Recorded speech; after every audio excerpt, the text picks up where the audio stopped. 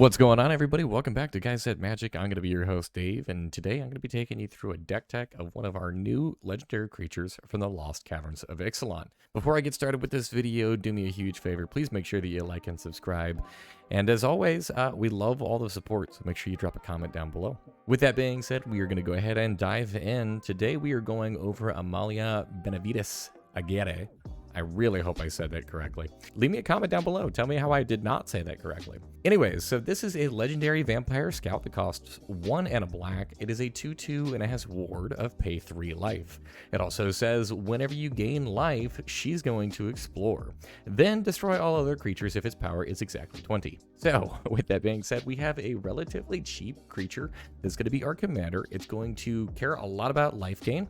It's going to act as an exploration outlet for us, hopefully being able to draw a ton of cards, being able to put a bunch of +1/+1 counters on this creature, and in the case that it gets big enough, it also acts as a board wipe. So there is a lot to unpack with this creature. And I just generally think that not only is this a card that is just kind of like a sandbox, just good stuff commander, but I mean, obviously we are going to be focusing around that life gain aspect and trying to maximize the amount of counters that we can put on this creature. I do think that this is also a creature that's going to be excellent whenever it comes to the Orzhov colors, because if our things do die, there's plenty of different aristocrats or sacrifice-based outlets out there to hurt our opponents and hopefully close up the game. So with that being said, this is going to be an Orzhov Aristocrats deck. I know you guys have never heard of an Orzhov Aristocrats deck before, so completely unique idea. With that being said, though, we're going to go ahead and dive in. The first card I'm going to talk about is the one and only Planeswalker in this list, and that is Tevazat, Doom of Fools. This is 4 and a black for a total of 5 mana. It is a legendary Planeswalker Svat. It comes in with 4 starting loyalty. It has 3 abilities, and the first of which is a +2 that says create 2/0/1 black Thrall creature tokens. This just gives you a little bit of sacrifice fodder. It also kind of just helps to gum up the board, and as you're going to notice as we continue, there's a little bit of a token sub-theme with this deck. Turns out, if we have a lot of bodies in play, there's a lot of different things that we can capitalize off of whenever they die or just by ATBing. The second ability of this Planeswalker is a +1, and this one says you may sacrifice another creature or Planeswalker. If you do, draw 2 cards, then draw another card if the sacrifice permanent was a commander. So a nice little draw engine there. And then lastly, this card does have an ultimate at a -10, and it says gain control of all commanders. Put all commanders from the command zone onto the battlefield under your control. So that could be a nice little swing. In all honesty, though, I don't actually feel like the ultimate on this card is super impactful unless you're playing up against an opponent who their commander is so pivotal that the deck just like really doesn't function. I just love the fact that this is a great draw engine for you. It also is going to make those tokens, and you can alternate it back and forth and just make this thing grow really big. With that being said, though, we're going to move over into the creature package. This first group of creatures is really what's going to make this deck hum, and these are going to be all of these creatures that are going to be gaining us life. So the first one here is Ariok Champion. This is 2 white mana for a creature human cleric. It is a 1/1 with protection from black and from red. It also says whenever another creature enters the battlefield, you may gain 1 life. Now, super important to note there with some of these cards, this card says whenever a creature enters the battlefield. It doesn't matter if it's your creature or if it's your opponent's creatures, which means we could potentially be exploring on our opponent's turns every time one of their creatures ETBs. Next up here, we have Daxos, Blessed by the Sun. This is 2 white mana for a legendary enchantment creature demigod.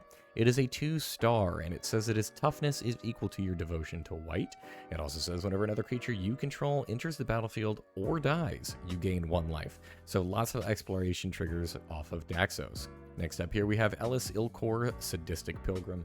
He is 1 and a white for a total of 2 mana. It is a 2/2 legendary creature Phyrexian Core Cleric with Death Touch. It also says whenever another creature enters the battlefield under your control, you gain 1 life. And whenever another creature you control dies, each opponent loses 1 life. So not only are we going to be able to gain and explore, but we're also going to start draining our opponents. Soul Warden is a single white mana for a creature human cleric. It is a 1/1 that says whenever another creature enters the battlefield, you gain 1 life. And we have Soul's Attendant, which is 1 mana for a creature human cleric. It is a 1/1 that says whenever another creature enters the battlefield, you may gain 1 life. They're basically the exact same card. However, Soul Warden is not a may, it is a must, so just kind of keep an eye on that. Your opponents can potentially force you to proc into that board wipe. with Soul Warden. Lastly, in this category, we do have Suture Priest. This is 1 and a white for a creature Phyrexian Cleric. It is a 1/1, and it says whenever another creature enters the battlefield under your control, you may gain 1 life. Whenever a creature enters the battlefield under an opponent's control, you may have that player lose 1 life. So nice little drain effect there. We're going to be gaining life. They're going to be losing life, just capitalizing off that. This next group of creatures is going to make sure that we have plenty of tokens in play, lots of little creatures constantly ETBing, which is wonderful, and it highly synergizes with all the creatures we just talked about. The first one here is Adeline, Resplendent Cathar. This is 1 and 2 white for a legendary creature human knight. She's a star 4 with vigilance, and it says that her power is equal to the number of creatures you control. She also says that whenever you attack, for each opponent, create a 1/1 white human creature token that is tapped and attacking that player or a planeswalker you control. So this is going to be 3 different tokens plus the body of Adeline herself, and if she does stick around, she's just going to continue to generate more and more tokens past that point. Next up here, we have Indrixar, Master Breeder. This is 4 and a black for a legendary creature human wizard. It is a 2/2 and says whenever you cast a creature spell, create X 1/1 black. And it says whenever you cast a creature spell, create X 1/1 black Thrall creature tokens, where X is that spell's mana value. It also says whenever you control 7 or more Thralls, so you sacrifice Indrixar, Master Breeder.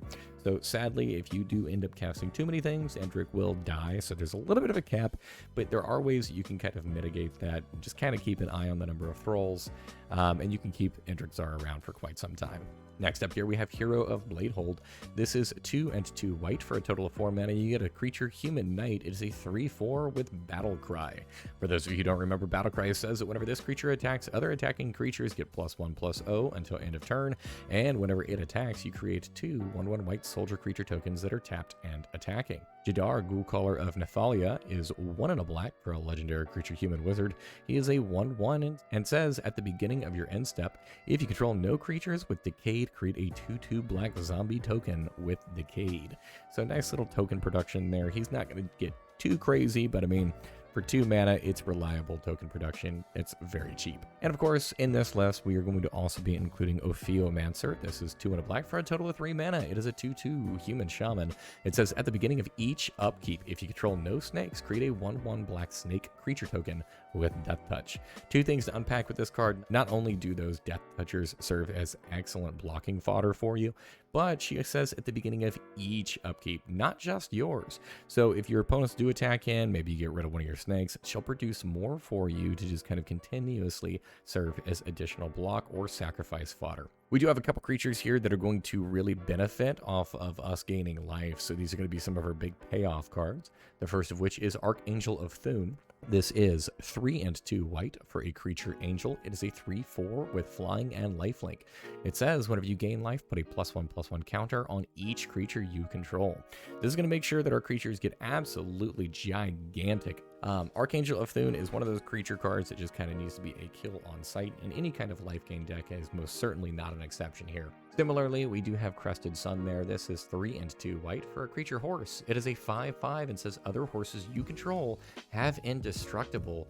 And at the beginning of each end step, if you gained life this turn, create a 5/5 white horse creature token. Those are big bodies, and Indestructible is really scary with this, especially considering that our commander has a built-in board wipe that's not going to kill off all of those horses. Heliod Suncrowned is 2 and a white for a legendary enchantment creature god. It is a 5/5 with Indestructible. It says as long as your devotion to white is less than 5, it's not a creature. It also says whenever you gain life, put a +1/+1 counter on target creature or enchantment you control. And its last ability says that you may pay 1 and a white, and another target creature gains lifelink until end of turn. That lifelink trigger there is pretty nice, especially considering our commander can very quickly get huge, so we can gain tons of extra life. And of course, this wouldn't be a Lifegain deck without it. We have Serra Ascendant, a single white mana for a creature human monk. It is a 1/1 with lifelink, but it also has, as long as you control 30 or more life, Serra Ascendant gets +5/+5 and has flying. This is one of the best 1-drops in the game, and if you could drop this thing on turn 1, you've got a 6/6 with flying and lifelink. It's a beater that is very, very difficult to deal with. We have a couple of other small creatures that are designed to drain our opponents out. The first of which here is Blood Artist. This is 1 and a black for a creature vampire. It is a 0/1 and says whenever it or another creature dies, target player loses 1 life and you gain 1 life. Blood Artist is a fantastic card. Not only is it incredibly cheap, going to hit play early, however, it also triggers off of any creature dying. You don't have to control that creature, and because we're going to be gaining that 1 point of life, our commander is going to explore. We have Marauding Blight Priest in here next. This is 2 and a black for a creature vampire cleric. It is a 3/2 and says whenever you gain life, each opponent loses 1 life. This is just an extra way for us to be able to weaponize life gain, be able to start draining our opponents out on any of the instances that we would have otherwise gained life. And of course, we also have Cliffhaven Vampire here. This is 2, a white and a black for a creature vampire warrior ally. It is a 2/4 with flying and says whenever you gain life, each opponent loses 1 life. So kind of the same effect as the previous card. They're just going to help to drain our opponents and close that game out. The last creature in this package is going to be Veto Thorn of Dusk Rose. This is 2 and a black for a legendary creature vampire cleric. It is a 1/3 and says whenever you gain life, target opponent loses that much life. It also has an ability in which you may pay 3 and 2 black for a total of 5 mana, and creatures you control gain lifelink until end of turn. If we do have our commander in play, if she's pretty sizable, giving that lifelink and then also hurting our opponents a second time for the amount of life that we've gained can really put an opponent on their heels. This next group of creatures that I'm going to talk about are generally just kind of good stuff creatures who's going to help us out with different avenues of the deck, but aren't necessarily dedicated so much so to the actual themes. The first one here is Dauthi Voidwalker. This is 2 black mana for a creature Dauthi Rogue. It is a 3/2 with Shadow and says if a card would be put into an opponent's graveyard from anywhere, instead exile it with a void counter on it. That's going to make sure that our opponents don't have those graveyard or recursion-based strategies. We can help to shut those off. It also has an ability where it says that you may tap it and sacrifice it to choose an exiled card an opponent owns with a void counter on it. You may play it this turn without paying its mana cost, so it'll replace itself later on with whatever the best thing is that you just exiled out. Drannith Magistrate is 1 and a white for a creature human wizard. It is a 1/3 and says your opponents can't cast spells from anywhere other than their hand. This most notably will shut down your opponent's commanders because they're not able to cast things from the command zone. This also is going to help you out whenever it comes to a slew of new strategies that are starting to pop up or at least become more prevalent. I know that here recently we've gotten a ton of new support for things like Suspend and other time manipulation, so Drannith Magistrate can put in some serious work. Up next here we have Esper Sentinel. This is a single white mana for an artifact creature human soldier. It is a 1/1 and says whenever an opponent casts their first non-creature spell each turn, draw a card unless that player pays X, where X is Esper Sentinel's power. There are a couple of ways in this deck for you to be able to boost Esper Sentinel's power, but even without that boost, Esper Sentinel should be able to draw you a couple of cards over the course of the game, and it will easily replace itself. Next card draw engine here is Twilight Prophet. This is 2 and 2 black for a total of 4 mana. It is a creature vampire cleric. It's a 2/4 with flying, and it also has Ascend. If you don't remember Ascend, it says if you control 10 or more permanents, you get the city's blessing for the rest of the game. And it also says that at the beginning of your upkeep, if you have the city's blessing, reveal the top card of your library and put it into your hand. Each opponent loses X life and you gain X life, where X is that card's converted mana cost. Now, generally speaking, you're probably not going to be hurting your opponents for a ton here. If you haven't picked up on it so far, the deck is actually pretty low mana value. But I mean, this will be able to also trigger your commander, and it does serve as extra card draw for you. We have Welcoming Vampire here as well. This is 2 and a white for a creature vampire. It is a 2/3 with flying and says whenever 1 or more other creatures with power 2 or less enters the battlefield under your control, draw a card. This ability triggers only once each turn. We have tons of little creatures, and we have quite a bit of token production as well. So Welcoming Vampire should be doing quite a bit of work and drawing you quite a bit of cards. Giver of Runes is a single white mana for a creature core cleric. It is a 1/2 that you can tap it, and another target creature you control gains protection from colorless or from the color of your choice until end of turn.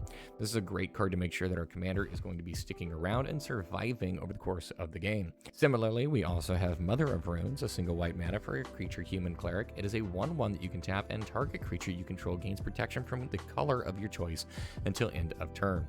Basically, both of these cards are just going to be in here to make sure that our commander is around, is going to be nice and big and threatening for our opponents, and that their removal is not going to be very effective. And then the last creature I have in this category is Ranger of Eos. This is 3 and a white for a creature human soldier. It is a 3/2 and says whenever it comes into play, you may search your library for up to 2 creature cards with converted mana cost of 1 or less, reveal them, put them into your hand, and if you do, shuffle your library. Ranger of Eos is an incredibly restrictive tutor in that it is only capable of grabbing 1-drops. However, that is still really impactful in this list. If we need protection, we can grab either Giver or Mother. If we need life gain, we can grab one of the Soul Sisters, so either Soul's Attendant or Soul Warden, and be able to really kickstart this deck. So Ranger of Eos does quite a bit of work here. Moving on, we're going to talk about some of the instants and sorceries. This first group of cards that I'm going to talk about are all focused around creating tokens. The first one here is Blot Out the Sky. This is X, a white, and a black for a sorcery. It says create X tapped 2/1 white and black inkling creature tokens with flying. If X is 6 or more, destroy all non-creature, non-land permanents.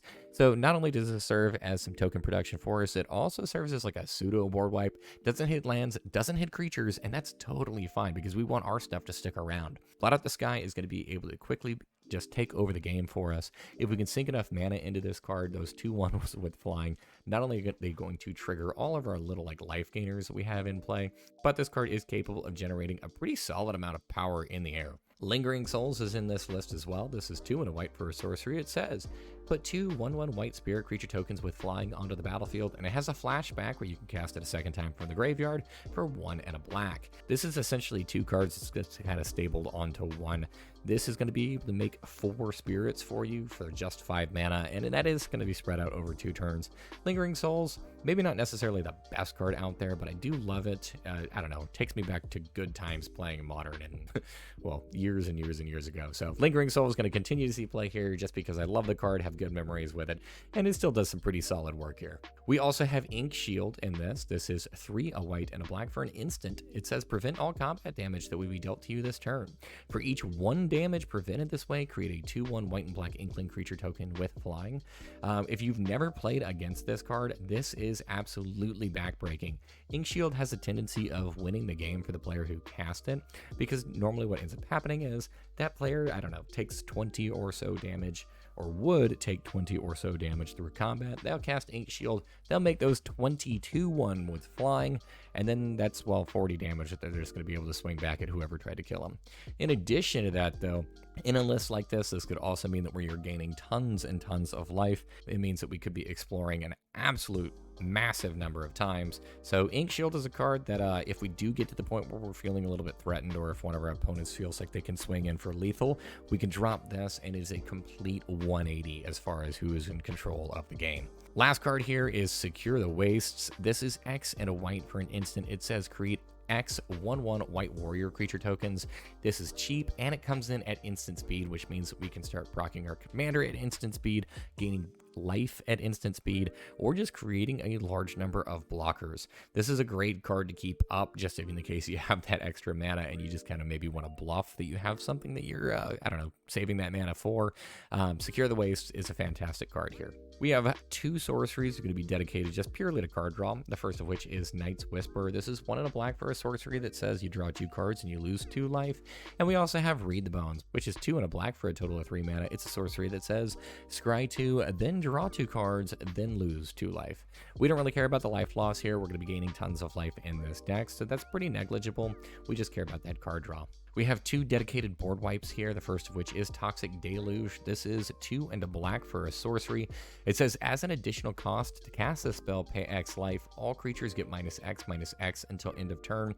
This is going to kill off all of your small things. Toxic Deluge is a card that is absolutely fantastic at mucking up the board.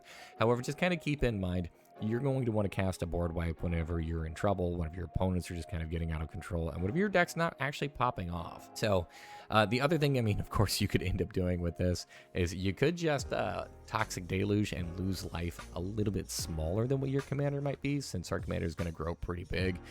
Maybe that just gives her the opportunity to swing in and not have any blockers for your opponents. The other board wipe that we're going to include in this list is Farewell. This is 4 and 2 white for a sorcery that says choose 1 or more. Exile all artifacts, exile all creatures, exile all enchantments, and exile all graveyards. So you can pick and choose from any of those, whatever ones you want. This is a deck that does care a little bit about the graveyard. We do have some recursion, not necessarily a ton.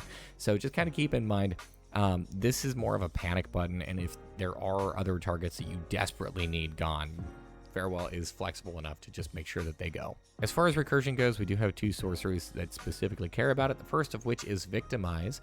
This is 2 and a black for a sorcery that says choose 2 target creature cards in your graveyard, sacrifice a creature. If you do, return the chosen cards to the battlefield tapped. So you do have to sacrifice one of your things, but you're going to be able to grab 2 and put them back into play, which is a wonderful rate. The second card is Ascend from Avernus. This is X and 3 white. It is a sorcery, and it says return all creature and planeswalker cards with mana value of X or less from your graveyard to the battlefield. Exile Ascend from Avernus. This is a great card for us to be able to grab massive numbers of things, and because our mana curve here is so low, we don't actually need to sink too much mana into Ascend from Avernus to really capitalize on this effect. Moving forward, we have our dedicated removal package, the first card here being Anguished Unmaking. This is 1, a white, and a black for a total of 3 mana. It is an instant and says exile target non-land permanent, you lose 3 life. Next up here, we have Infernal Grasp, which is 1 and a black for an instant. It says destroy target creature, you lose 2 life. We have Path to Exile, which is a single white mana for an instant. It says exile target creature. Its controller may search their library for a basic land card, put that card onto the battlefield tapped, and then shuffle. We have Stroke of Midnight, which is 2 and a white for an instant. It says destroy target non-land permanent. Its controller creates a 1/1 white human creature token. That's actually fantastic because there is a chance that we can gain life off of them creating that creature as well. And then lastly, we have Swords to Plowshares, which is a single white mana for an instant that says exile target creature, its controller gains life equal to its power. The next group of instants and sorceries are all based around protecting our things, making sure that our board state stays around, or helping us to be able to close out the game by making sure that our creatures are either unblockable or just coming in for extra damage. The first card here is Brave the Elements. This is a single white mana for an instant. It says choose a color. White creatures you control gain protection from the chosen color until end of turn. This is a pretty flexible card. We can use this offensively to make sure that our creatures can't be blocked. We can also use this defensively, which will protect all of our white creatures. Now, sadly, this card doesn't actually save all of our things since we are a 2-color deck, but I mean, this deck does lean a little bit heavier to the white side of the color pie, so that'll help out Brave the Elements. Ultimately, Brave the Elements is going to be included in this list to make sure that our commander can either push through for lethal damage or can just stick around and survive one of our opponent's removal spells. Surge of Salvation is a single white mana for an instant, and it says you and permanents you control gain hexproof until end of turn. Prevent all damage that black or red sources would deal to creatures you control this turn. So this provides a little bit of flexibility whenever it comes to that damage prevention. The big thing here really being is that you and your permanents gain hexproof. This stops any of your opponent's target removal, so just make sure that our commander sticks around a little bit longer. Very similarly, as far as the protection package goes, we have Teferi's Protection up next. This is 2 and a white for an instant that says until your next turn, your life total cannot change, and you gain protection from everything. All permanents you control phase out, and then you exile Teferi's Protection. This is a great panic button for us in the case that our opponents are threatening lethal, and we just need a little bit of a timeout. These next 2 cards, of course, you can use them defensively. I prefer to use these next ones a little bit more aggressively, though, and the first of which is Akroma's Will. This is 3 and a white for an instant. It says choose one. If you control your commander as you cast a spell, you may choose both. It says creatures you control gain flying, vigilance, and double strike until end of turn, or creatures you control gain lifelink, indestructible, and protection from all colors until end of turn. If your commander is in play, you'll choose both of those, and your creatures are getting ready to just swing in for a massive amount of damage. I do love this card. It's very flexible. You can use this defensively if you want to, but if you use this aggressively, there is a really good chance you probably just killed at least one of your opponents. And then, of course, we also have Flawless Maneuver here. This is 2 and a white for an instant. It says if you control your commander, you may cast a spell without paying its mana cost. It says creatures you control gain indestructible until end of turn. Same thing, if you want to be able to swing in without having any fear of your creatures dying, you can cast Flawless Maneuver aggressively. I do like to be able to do that from time to time. However, in the case you are worried about your opponents maybe swinging in and killing some of your stuff, or just using some spot removal, you can always cast Flawless Maneuver to keep your board around. Moving forward, we're going to talk about some of the artifacts that are going to help this deck out. This first group are generally just good artifacts, or artifacts that happen to synergize pretty well with our overall strategy.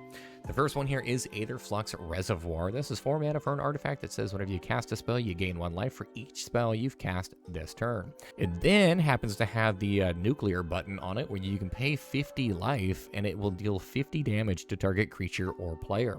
It's pretty easy for you to be able to head up to 50 life in this deck. If you do drop Aetherflux Reservoir, somebody's day has probably just ended.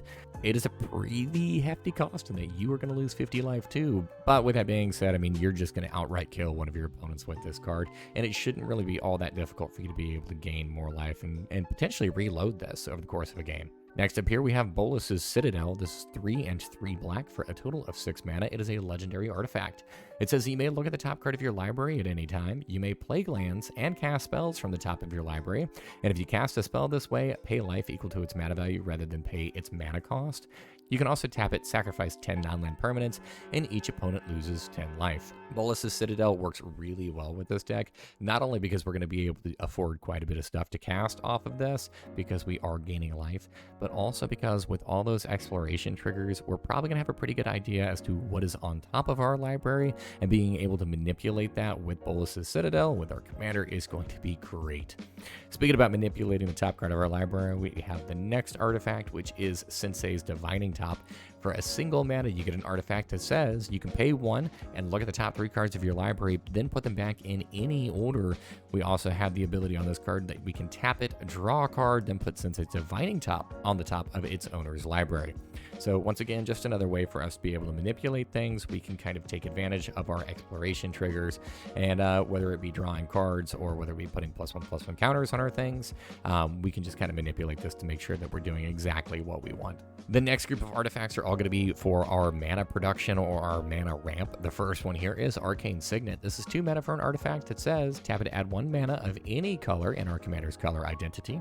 Felwar Stone is 2 mana for an artifact that we can tap to add 1 mana of any color that a land that opponent controls can produce. Mind Stone is 2 mana for an artifact that can tap for a colorless, or later on if we don't need it, we can pay 1, tap, and sacrifice it to draw a card. Oketra's Monument is 3 mana for a legendary artifact that says white creature spells you cast cost 1 mana less to cast, but more importantly here, it says whenever you cast a creature spell, create a 1/1 white warrior creature token with vigilance.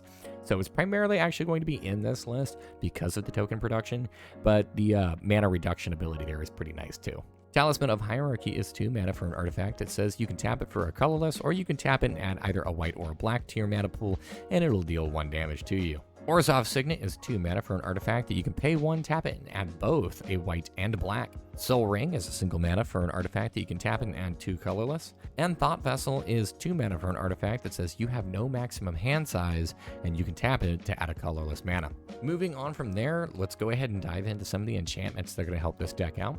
First one here is Authority of the Consuls. This is a single white mana for an enchantment that says creatures your opponent's control enter the battlefield tapped. It also says whenever a creature enters the battlefield under an opponent's control, you gain 1 life. I love this card because we're going to be able to have our commander explore off of everything that our opponent is getting into play, and past that point, all their creatures are entering the battlefield tapped, which gives us a little bit of an extra kind of like turn to get in, make sure that we're hurting with our commander. We don't have to worry about blockers if their blockers are coming in tapped. Next up here, we have Blind Obedience. This is 1 and a white for an enchantment. It's got Extort. And Extort, for those of you who don't remember, says that whenever you cast a spell, you may pay either a white or a black, and if you do, each opponent loses 1 life and you gain that much life. It also happens to say that artifacts and creatures your opponent's control enter the battlefield tapped. So this is another card just like Authority of the Consuls that are going to slow our opponents down, but this one has the added benefit of that Extort ability. We can really start to drain our opponents and just gain a ton of life off of this card. Court of Grace is 2 and 2 white for an enchantment. It says whenever it enters the battlefield, you become the monarch. It also says at the beginning of your upkeep, you'll either create a 1/1 white spirit creature token with flying, or if you are the monarch, you'll create a 4/4 white angel creature token with flying instead. Either way, it is token production. They are both fantastic. However, obviously, we do prefer the angel and the card draw. Up next, we have Dawn of Hope. This is 1 and a white for an enchantment. Whenever you gain life, you may pay 2 mana. If you do, you draw a card, and it has a second ability on it where you can pay 3 and a white to create a 1/1 white soldier creature token with lifelink. Next up here, we have Phyrexian Reclamation. This is a single black mana for an enchantment in which we can pay 1 and a black, pay 2 life, and return target creature card from our graveyard back to our hand. A nice little way for us to make sure that we always have access to our creatures, even if they've died earlier on in the game. That's going to do it for the meat of the deck. From here on out, we're going to be moving over to the mana base. This mana base is going to be broken up essentially into 3 different categories. The first category here being utility lands. So lands that are not necessarily going to help out with mana production, but are going to help out with other avenues of the deck. The first one here is Bojuka Bog. This is a land that enters the battlefield tapped, but whenever it enters the battlefield, you exile target player's graveyard, and later on you can tap it for a black. Bojuka Bog is a great way for us to be able to make sure that our opponent, who happens to be playing some recursion-based strategies, just doesn't get to have any fun. Castle Ardenvale is up next. This is a land that enters the battlefield tapped unless you control a plains, which fortunately in this list is pretty easy to do. You can tap it for a white, or you can pay 2 and 2 white and tap to create a 1/1 human creature token. If we don't happen to have anything to do with our turn, any extra mana, we can sink it into this, make a token, and then hopefully capitalize off that ETB. Rogue's Passage is a land that can tap for a colorless, or we can pay 4 mana and tap it, and it says target creature can't be blocked this turn. This can be really relevant with our commander since she is going to be relatively large, and winning the Voltron style strategies is actually a pretty common theme with this deck. We have War Room, which is a land that you can tap for a colorless, or you can pay 3 mana, tap it, and pay life equal to the number of colors in your commander's color identity to draw a card. In this deck, that's just going to be 2, and I am more than happy to pay 2 life to draw a card. And then we also have Vault of the Archangel. This is a land that we can tap for a colorless, or we can pay 2, a white, and a black, and tap it, and creatures we control gain Death Touch and lifelink until end of turn. This is a deck that is capable of going relatively wide with all of those tokens. That's a lot of creatures we can give Death Touch to, and that means we have a lot of really potent blockers. It also means that we're going to be gaining tons of life, and we can use this both offensively or defensively. I love this card. This is going to trigger our commander. Hopefully this gains us just a massive amount of life and just sets us really far ahead. Moving forward, we're going to talk about some of the lands that actually are going to help us out whenever it comes to setting up our mana. The first one here is Bright Climb Pathway. This is a land that either enters on the front and can tap for a white, or you can play it on its back half and it will tap for a black. Now, important to note here is that this card does not flip back and forth, so once you've made your decision, you are stuck with it. Just kind of keep an eye out for what cards are in your hand and what color you need access to. Next up here, we have Caves of Koilos. This is a land that you can tap for a colorless, or you can tap it for either a white or a black, but if you do, it'll deal 1 damage to you.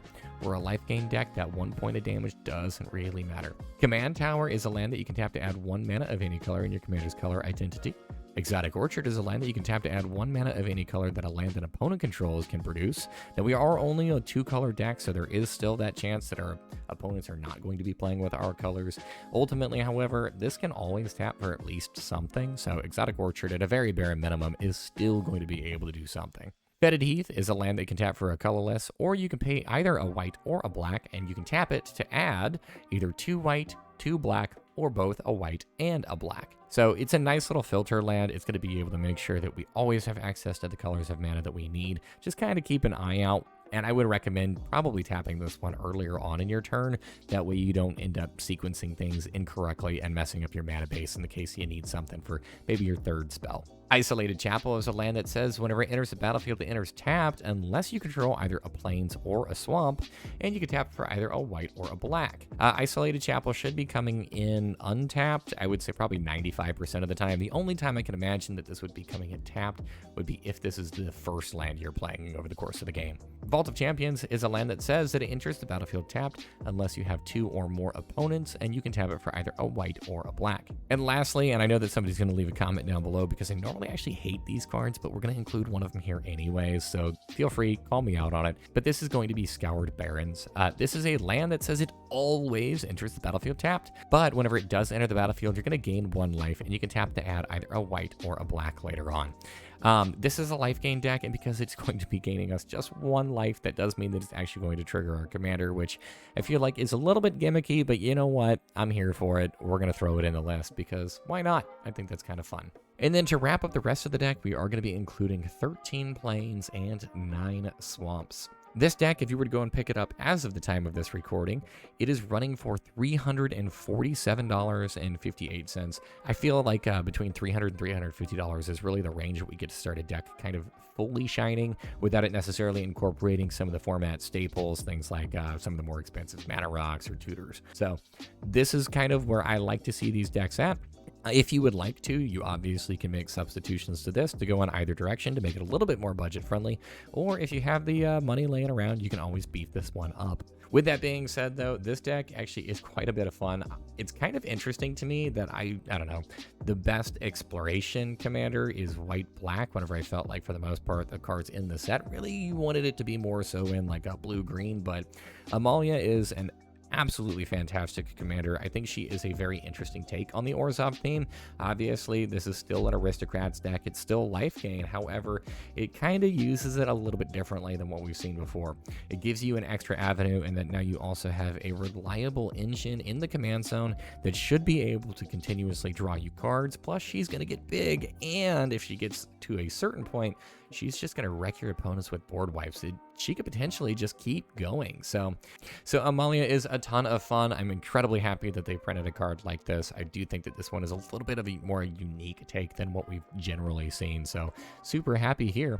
If you guys don't mind, you've made it to this point in the video, and if you haven't subscribed already, I don't know what you're waiting for. Go ahead and hit that subscribe button. Make sure you like this video. Make sure you also follow us on our other social media platforms. We are on Twitter, we are on TikTok, and we are also on Instagram. And if you really wanted to spread some love here, we are also on Patreon now. You can go ahead and find the link to that down in the description below. Make sure that you also leave a comment down below. I'm really curious, what other legendary creatures would you like to see deck techs from Lost Caverns of Ixalan? I love that kind of feedback. You guys are a huge inspiration whenever it comes to building things, and it kind of does take me out of my comfort zone a little bit, and that normally I gravitate more so, obviously, towards the legendary creatures that I find interesting, but sometimes you see something that I don't. So drop a comment down below. What do you want to see us build? As always, thank you so much for all your love and support. We couldn't do this without you guys. And until next time, this has been Guys at Magic. Peace.